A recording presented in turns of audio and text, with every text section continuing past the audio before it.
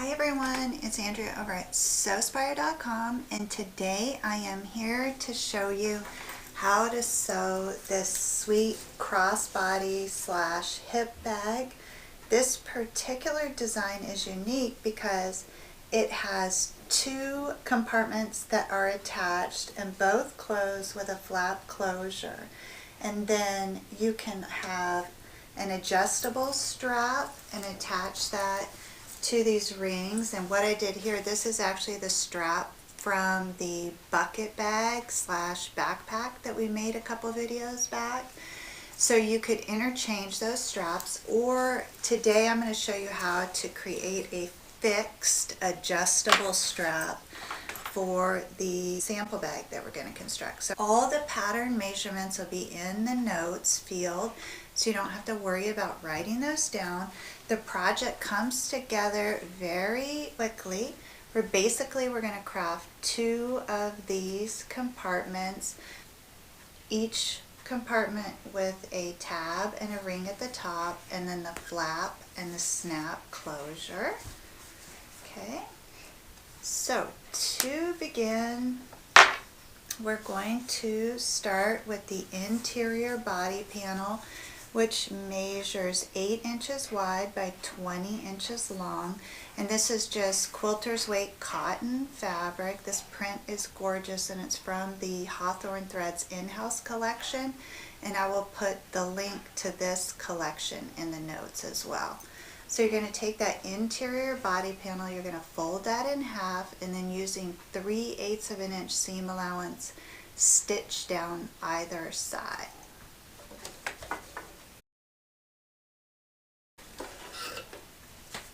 Now the interior is complete. You'll repeat this process obviously to create two pouches. You're going to take that top edge and fold it over about 3/4 of an inch, and that should lay flat for you, and you can just press it with your fingers.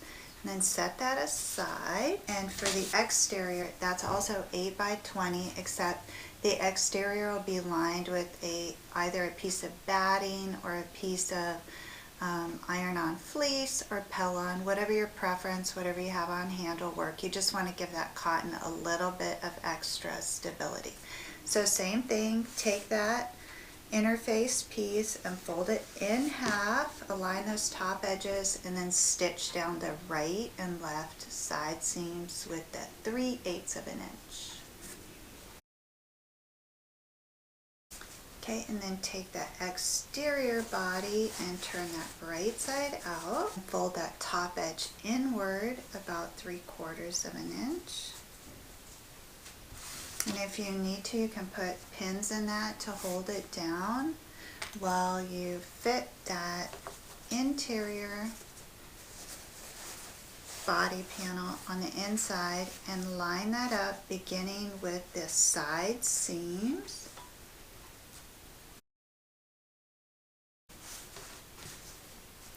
Okay, then set that aside, and we're going to go ahead and craft the little tab that O-ring is going to go on.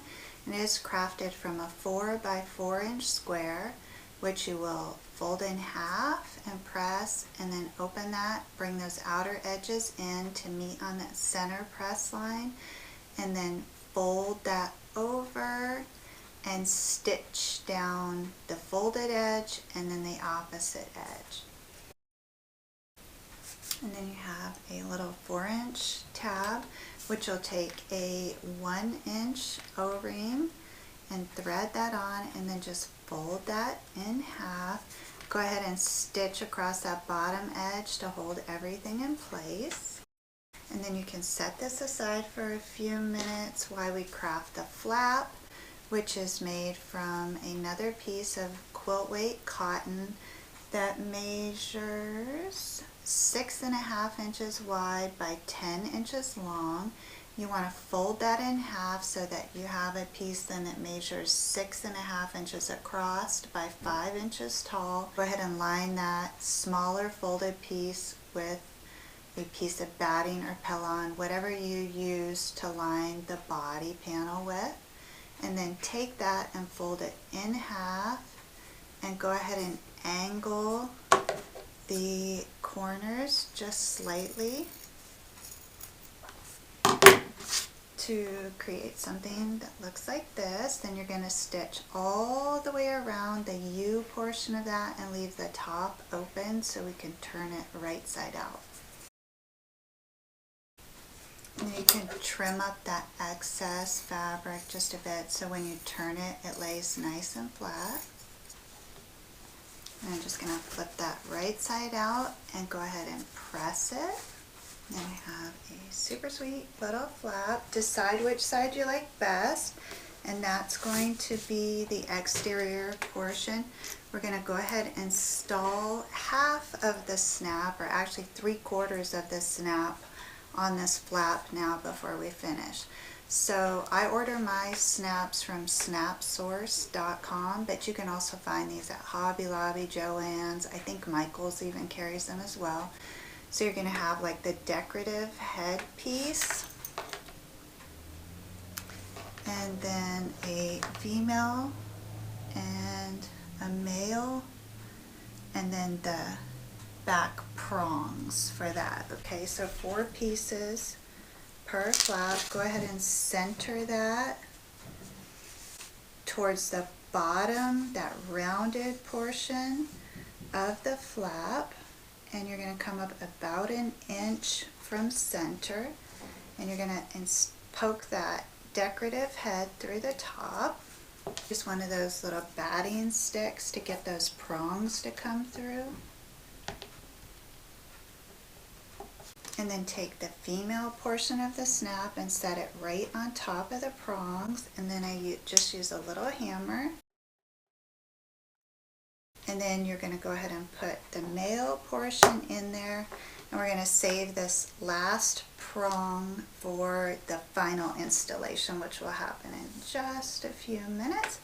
So the flap is now complete, and you're going to go ahead and choose which side of the bag you like best. That will be shown on the outward facing side, and then the other side will be paired up to the like panels, so you won't get to see that.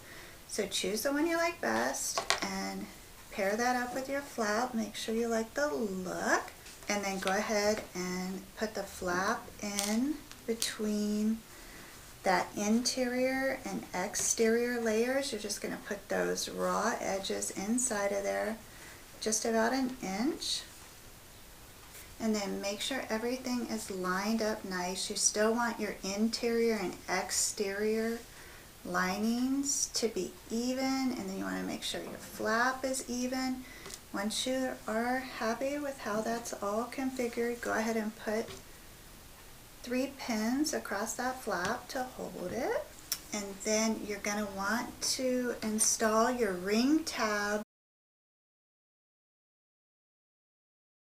Okay, so actually when you are looking at these, both of those ring tabs will go to the left. When we attach these, it will be the opposite side, and the reason for that is so that the weight on the strap will be evenly distributed, and if for whatever reason you have like a wardrobe malfunction with your strap attached, you're not going to lose either compartment. Alright, so that will be like that. So here we have this panel here, and what we need to do now is finish installing that snap. I only have just that 1 prong left, so fold over the flap as if it were closed, and then you want to take that remaining prong and mark just by poking that into the fabric so it makes little holes where it should align with this. Then you're going to have to separate the interior and the exterior lining and insert that prong inside of there with the prongs facing up, and then just poke those prongs through that exterior lining, and then bring the flap down and rest that snap on top of those prongs, and then attach that with a few whacks of the hammer.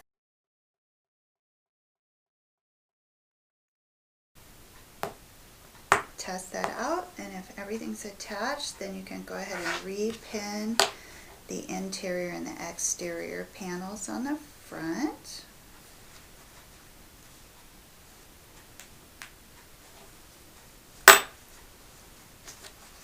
Okay, and make sure everything looks good before we attach.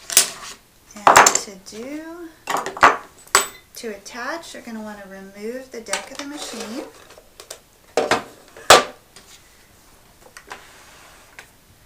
And then go ahead and fit this little pouch on top of there and stitch all the way around, reinforcing at that tab. So now you'll want to duplicate that process so that you have two identical pouches, both of them with those ring tabs on the left hand side. Then line up the pouches like this, back to back, and unsnap those flaps, and then go ahead and pin those together in the center. And you're going to scrunch down the front panels of those and stitch from the tab to the tab just to attach those. You're going to want to back stitch and go over that at least twice so that it is nice and secure. And just before you begin stitching, look underneath and make sure that you're not accidentally stitching your front portion into that and then ruining the bag. All you want to stitch is just that flap portion or the center portion so we can attach the two compartments. Okay, and now I have attached those, and I want to go ahead and close the flaps and then craft the strap. So for the strap, you're going to need a 44-inch by 4-inch strip of cotton fabric, and then a like size 2-inch wide piece of Pellon or quilt batting.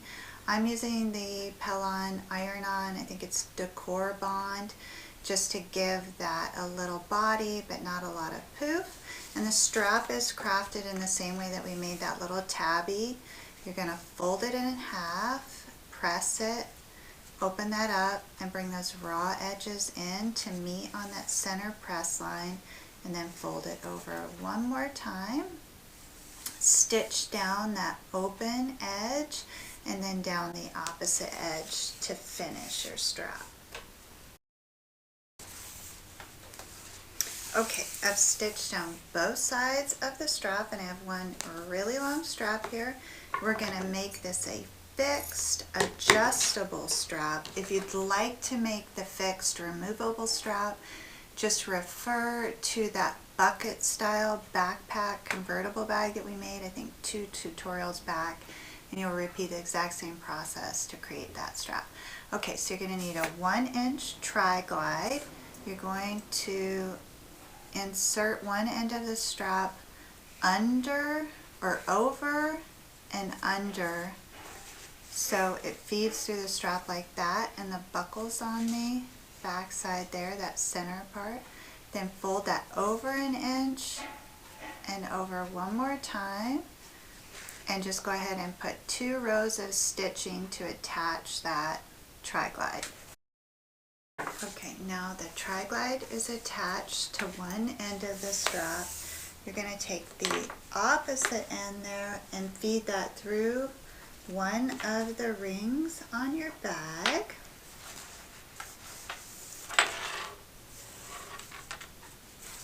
So you bring that up like that, and then take that same end and feed it through the top of the buckle, and then back over that center bar and through the bottom of the buckle. Make sure the strap is nice and straight, and it should adjust for you now.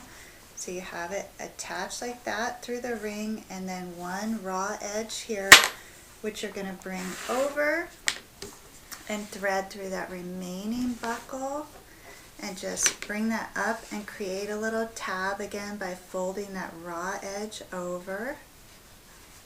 and then tucking that under so it's hidden. So it will look like this, and you're just going to need to put 2 rows of stitching to attach that strap to that last little O-ring. Alright, and the bag is officially complete. It is super duper cute. I like this design because I don't like when I'm using a small bag, I don't like to put my phone and my keys in the same kind of compartment, and usually the small bags don't have a lot of pockets. So I thought this style would be great because my phone can go in one compartment and my wallet and keys can go in the other compartment. So I hope you enjoyed the project. It was an absolute pleasure to sew with you. I will be back soon with another inspired project. And until we meet again, please know the creative genius in me celebrates the creative genius in you. Have a beautiful week, everyone.